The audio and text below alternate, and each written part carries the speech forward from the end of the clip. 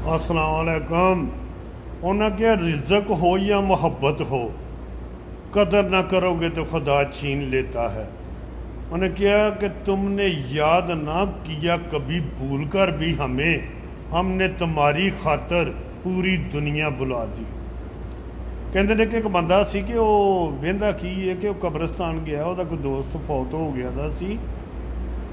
फातिहा पढ़न गया तो असर का टाइम होया, 4 बजे ने तो एक कवर फटी है तो वो आवाज़ गधे की आउन लगी है।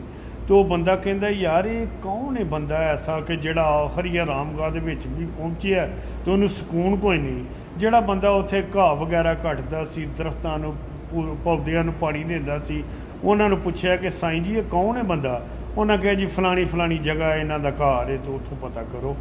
तो वो गए ने 2 आदमी नमाजी जाके तो दरवाज़ा खड़काया तो एक औरत बाहर निकली, उन्हें कहा भैन मेरी अस्सलाम वालेकुम, असी ये पूछना चाहते हैं कि कब्रिस्तान दे विच जिहड़ा दरवाज़ा मेन उहदे नाल चौथी साइड दे उत्ते चौथे नंबर के उत्ते एक कबर है, वो असर की अजान तो बाद फटी है तो जनाब उहदे विचों गधे की आवाज़ आई है, तो की माजरा है।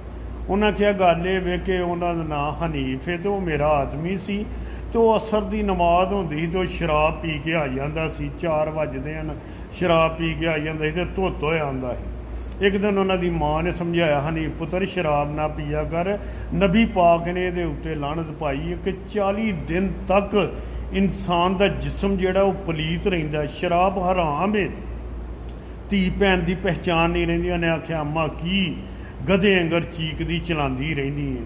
वो जदों भी माँ वो रोकती ही यो ही आंदा ही कि माँ तू गधे अंगर ही चीकदी चलानी रही है, मैनू ना रोकया कर। तो अच्छा उन्होंने कहा चलो ठीक है बई, माँ बाप का तो मकसद ये वे कि साड़ी औलाद नेक होए, सरातल मुस्तकीम के तरीके ना चले, क्योंकि अल्लाह ताला ने फरमाया वे कि सीधे राह ते चलो। माँ बाप समझाते ने नहीं मनिया। अखीर की होया कि वह बंदा फौत हो गया, इस दुनिया तो चला गया, उन्होंने दफनाया गया वे कब्रिस्तान दे विच जाके।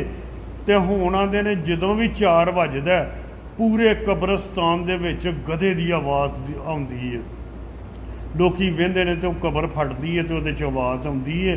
वो इसलिए आवाज़ आउंदी है कि वह माँ का गस्ताख सी, उन्हें माँ बाप की गल नूं रद्द छड़िया। एक तो अल्लाह की भी उन्हें गल नूं नहीं मनिया, उहदे हुक्म नूं नहीं मनिया, तो शराब पींदा रहा, नशे करता रहा। तो मेरा भी मैसेज शफाक राजपूत का मैसेज यही है कि मेरे जिन्ने दोस्त भी इस मैसेज नूं वेंदे ने पे वो शेयर करन कि जिहड़ा कि नशइयां तक ये मैसेज पहुँचे कि शराब बड़ी लानत